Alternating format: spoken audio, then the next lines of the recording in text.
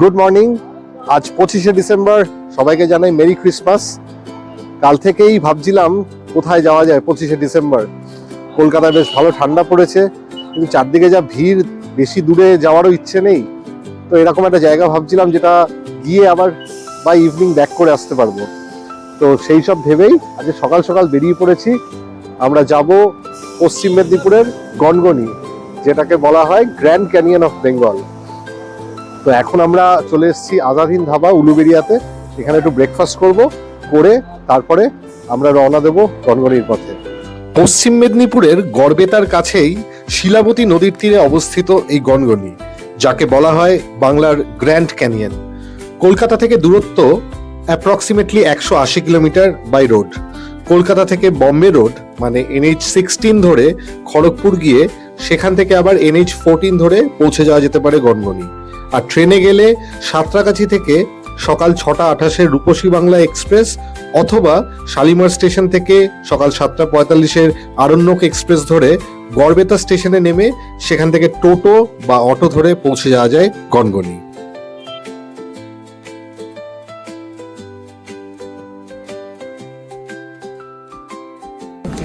চলে এসছে মশালা ধোসা। বিভৎস ভিড় এখানে। 25শে ডিসেম্বর, ভিড় হওয়ারই কথা, একটু বাড়াবাড়ি রকমেরই ভিড় মনে হচ্ছে আজকে। লাস্সি এসে গেছে। ধোসাটা একদম ভালো না, লাস্সিটা দারুণ।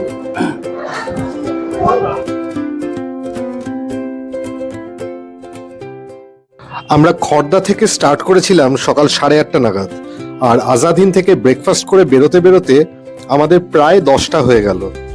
আজ এই রাস্তায় বেশ ভালোই ট্রাফিক রয়েছে এবং প্রতি 5 মিনিট অন্তর একটা করে সিগন্যাল, আর অজস্র এবং বেশিরভাগ ক্ষেত্রেই অযথা গার্ডরেলের বেড়াজাল টপকে খড়গপুর পৌঁছে NH14 ধরতে 11টা বেজে গেল।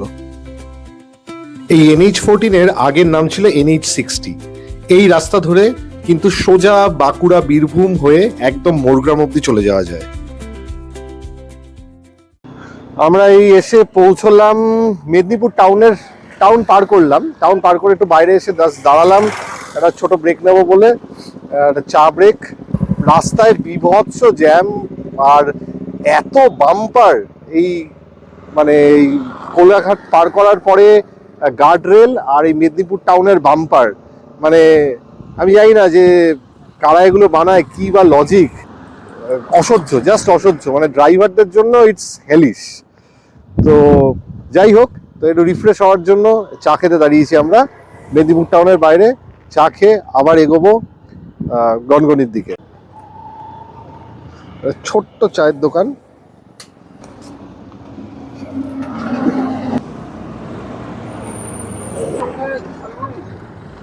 ওটা ভালো চা নয়, ওই আর কি, দাঁড়ানোর জন্য রাস্তায় একটা ছুটো দরকার, একটা ব্রেকের জন্য।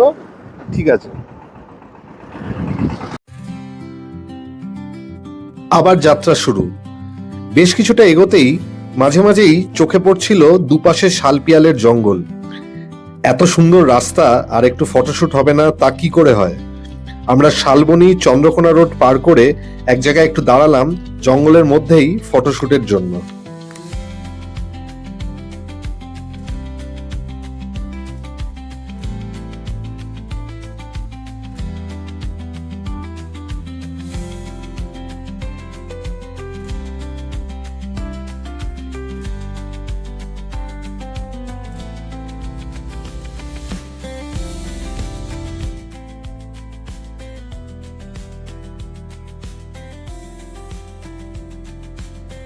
NH14 ধরে আবার চলতে চলতে আমরা যখন গড়বেতা বাজার এসে পৌঁছলাম তখন ঘড়িতে প্রায় 1টা বাজে। এখান থেকে বাদিক নিয়ে মিনিট 5 গেলেই গনগনি। তবে এই পুরো হাইওয়েতে কিন্তু কোথাও গনগনির কোনো মাইলস্টোন চোখে পড়লো না, সুতরাং গুগল ম্যাপ বা লোকাল লোকজনকে জিজ্ঞেস করে নেওয়াটা হাইলি রেকমেন্ডেড। এই ফাইনালি দেখতে পাওয়া গেল কোথাও অন্তত গনগনি নামটি লেখা রয়েছে।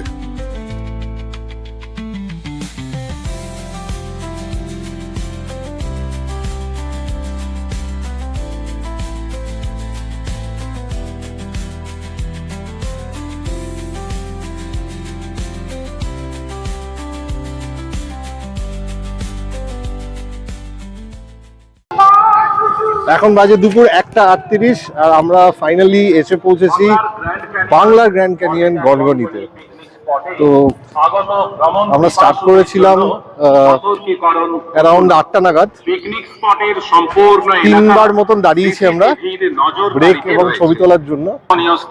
মোটামুটি এই 1:30 বাজলো আমাদের পৌঁছতে গনগনি। গনগনির প্রাকৃতিক সৌন্দর্য উপভোগ করুন। এই স্থানে কোনরূপ উশৃঙ্খল আচরণ করবে এই হচ্ছে নদীর গভীরতা বেশি থাকার কারণে নদীতে কেউ নামবেন না। একটা বাজার মতো হয়েছে, খাবার দাবার বিক্রি হচ্ছে। এখানে গাড়ি রাখার জন্য কিন্তু পার্কিং ফি হচ্ছে 100 টাকা। পার্কিং স্পেস রয়েছে যথেষ্টই বড়। আমি আগে দুবার এসেছি, তখন এইসব ফিস টিস ছিল না, এখন করেছে পার্কিং ফিস 100 টাকা। তো এটা আপনারা যারা নিজেদের গাড়ি নিয়ে আসবেন বা ভাড়ার গাড়িতে যদি আসেন এটা মাথায় রাখবেন। ভিডিও বানিয়ে এডিটিং করে দেওয়া হয়। গনগনির পার্কের ভেতর ডিএসএলআর ক্যামেরাতে ফটোশুট করুন, মাত্র 15 টাকা পার পিস। একদম প্রপার মেলার এনভায়রনমেন্ট যাকে বলে, গ্রাম বাংলার যে মেলা হয় পুরো সেই মেলার এনভায়রনমেন্ট। এই ওই যে নিচে নামার সিঁড়ি,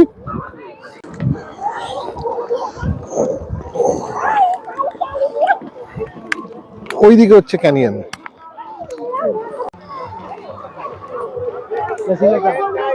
এই দেখা যাচ্ছে ক্যানিয়নের অংশ শুরু হয়ে গেছে।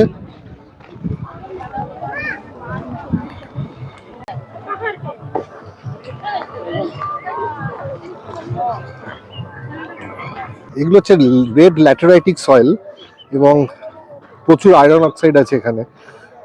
তো সেই জন্য এই লাল কালারটা বেরিয়ে এসছে এবং ইরোশন হয়ে হয়ে হয়ে হয়ে হয়ে হয়ে ডান দিকে শিলাবতী রিভার আছে। তো এই ইরোশনের ফলে এই ক্যানিয়নস গুলো ফর্ম হয়েছে।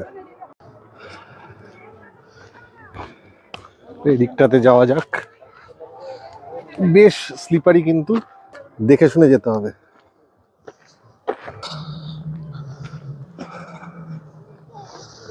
এদিকটাতে রিলেটিভলি একটু ভিড়টা কম আছে।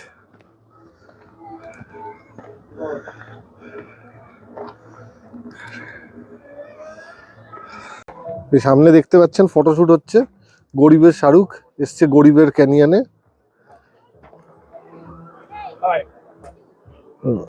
Cameraman ক্যানিয়নের model.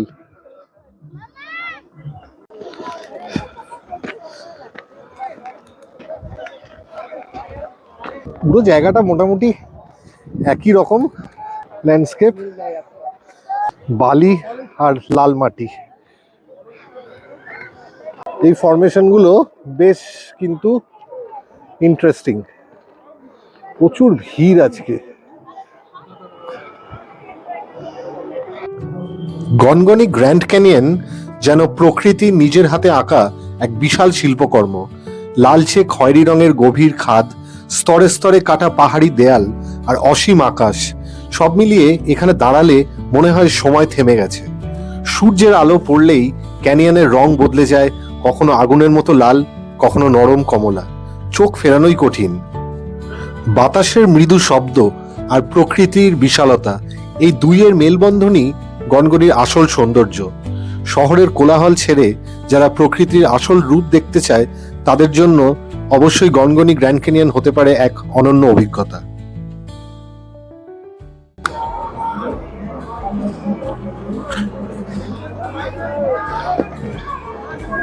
এইভাবে নেমে এখন যেতে হবে। চায়নার দেওয়াল, গড়বেতার দেওয়াল পার হয়ে এপারে এলাম।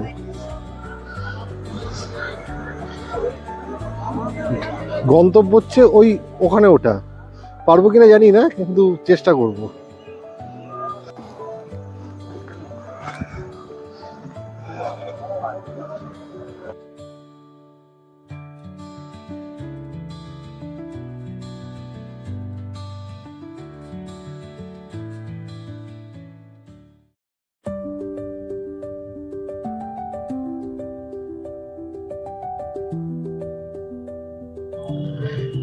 এবার একটু নদীর দিকে যাওয়া যাক। এই শিলাবতী নদী গনগনি গ্র্যান্ড ক্যানিয়নের প্রাণরেখা। এই নদীর দীর্ঘদিনের প্রবাহই ধীরে ধীরে কেটে তৈরি করেছে গনগনির এই বিস্ময়কর লাল খাদ ও গভীর উপত্যকা। বর্ষাকালে শিলাবতী রুদ্ররূপ ধারণ করে, আর শীত গ্রীষ্মে শান্ত স্বচ্ছ জলে ধরা দেয় এক অন্যরকম সৌন্দর্য। নদীর ধারে দাঁড়ালে লাল মাটির পাহাড়, নীল আকাশ আর বয়ে চলা শিলাবতীর মিলনে এক অপূর্ব দৃশ্য তৈরি হয়। প্রকৃতির এই নিঃশব্দ শিল্পকর্মই গনগনিকে করে তুলেছে পশ্চিমবঙ্গের গ্র্যান্ড ক্যানিয়ন নামে পরিচিত। ভ্রমণ প্রেমীদের কাছে শিলাবতী শুধু একটি নদী নয়, এটি গনগনির ইতিহাস ও সৌন্দর্যের নীরব সাক্ষী। প্রায় ঘন্টা দুয়েক ভ্যালিতে এবং শিলাবতী নদীর তীরে কাটানোর পর এবার আমাদের ওপরে ওঠার পালা। অনেকটা সিঁড়ি ভেঙে কিন্তু আবার ওপরে উঠতে হবে। যাদের পায়ে প্রবলেম আছে বা কোনো আর্থ্রাইটিস রিলেটেড প্রবলেম আছে, তাদের জন্য কিন্তু এই জায়গা একদমই রেকমেন্ডেড নয়। এই সামনে দেখতে পাচ্ছেন Gangani park and watch tower লেখা রয়েছে। এখানে আমরা ঢুকিনি। ভিতরে একটি সুসজ্জিত বাগান আর ওয়াচ টাওয়ার আছে, যেখান থেকে পুরো ভ্যালির একটা 360 ডিগ্রি ভিউ পাওয়া যেতে পারে। এর এন্ট্রি ফি পার হেড 5 টাকা। ভিতরে একটি রেস্টুরেন্টও আছে যার নাম রসনা বিলাস, সেখানে চাইলে আপনারা লাঞ্চ করে নিতে পারেন। আজকের এপিসোড এখানেই শেষ করব। কেমন লাগলো আমাদের Kolkata to Gangani day drive please comment করে জানাতে ভুলবেন না। পাশে থাকুন ওয়ান্ডারার অর্ণবের। খুব শীঘ্রই দেখা হচ্ছে নতুন গল্প নিয়ে। ততদিন ভালো থাকুন, ভালো রাখুন। ধন্যবাদ।